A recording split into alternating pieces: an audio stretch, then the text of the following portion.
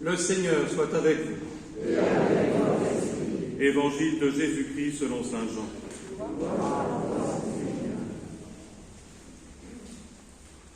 En ce temps-là, Jean le Baptiste se trouvait avec 2 de ses disciples. Posant son regard sur Jésus qui allait et venait, il dit « Voici l'agneau de Dieu ».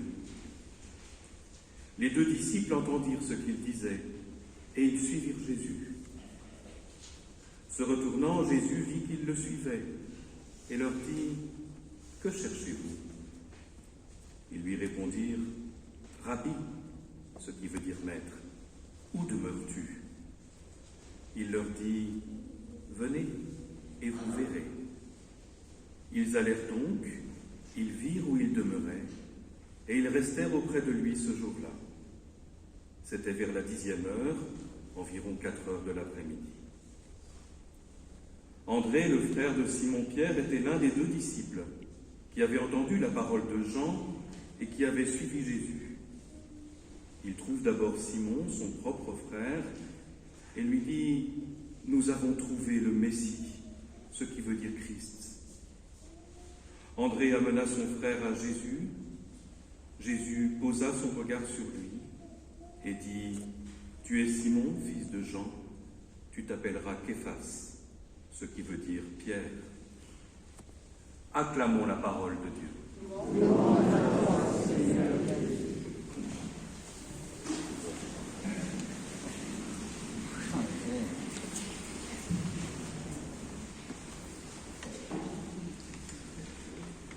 Frères et sœurs, vous le savez, la parole de Dieu est vivante. Ce n'est pas une parole en l'air, une parole lointaine ou seulement du passé. C'est une parole vivante, vibrante, agissante pour nous, aujourd'hui. Et c'est vraiment aujourd'hui que l'appel de Dieu nous rejoint, comme dans la première lecture, dans la nuit de cette crise sanitaire persistante, dans la nuit de nos découragements, de nos doutes, de nos incrédulités, des blessures et des violences du monde. Comme l'arche de Dieu au temple de Silo, davantage encore que l'arche de Dieu au temple de Silo, le Seigneur demeure présent en chacune de nos églises et pour le temple de chacune de nos personnes, comme le proclame saint Paul. Encore faut-il que nous laissions cette présence vivante nous réveiller, nous faire sortir des ténèbres, du découragement et du doute, de tous nos endormissements spirituels. Pour cela, nous sommes appelés, comme le petit Samuel, à nous mettre radicalement à l'écoute de la parole de Dieu.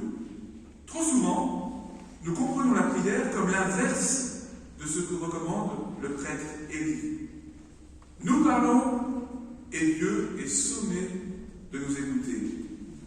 Il ne s'agit pas d'abord de dire « Écoute Seigneur, ton serviteur te parle », mais avant tout « Parle Seigneur, ton serviteur écoute ».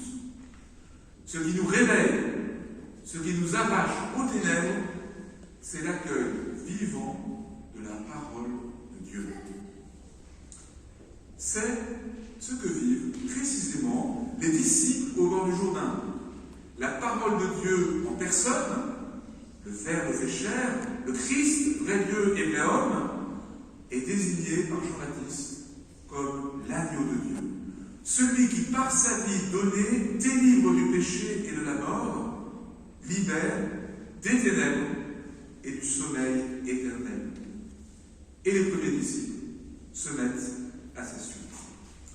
Cet évangile prend pour chacun d'entre nous une force particulière au terme du temps de Noël et au seuil d'un nouveau parcours liturgique jusqu'à Pâques. C'est nous qui sommes appelés à suivre l'agneau, à nous mettre à son école pour entrer plus profondément dans sa vie. C'est nous qui sommes appelés à venir, voir, demeurer, nous mettre en chemin, contempler, persévérer. Le verbe demeurer est essentiel dans l'évangile selon saint Jean. Il proclame la profondeur de communion à laquelle nous sommes appelés. Beaucoup, aujourd'hui, semble-t-il, déstabilisés par la crise sanitaire, les confinements, les couvre-feux, peinent à persévérer dans le rythme paroissial et dominical. Qu'ils se laissent réinviter par le Christ à demeurer auprès de lui pour accueillir la lumière de sa présence vivante, partager et célébrer avec toute l'Église. Chacun d'entre nous est appelé. Comme Pierre et André, chacun d'entre nous est appelé à évangéliser, comme le fait André pour son frère Simon. Mais les apôtres ont une mission particulière, comme le manifeste Jésus en renommant Simon Pierre, la pierre sur laquelle il bâtira son Église. On est aujourd'hui attentif dans l'Église, comme y a invité le pape François, à lutter contre le cléricalisme, c'est-à-dire l'autoritarisme de certains clercs. Mais cette juste attention ne doit pas nous conduire à nous couper de l'apostolicité de l'Église qui nous relie au Christ. C'est Jésus qui a choisi d'appeler des apôtres pour que, par leurs successeurs et leurs collaborateurs, ils demeurent sacramentellement vivants et agissants dans son Église pour le bien spirituel de tous. Voilà pourquoi il est si important de prier et d'agir pour les vocations,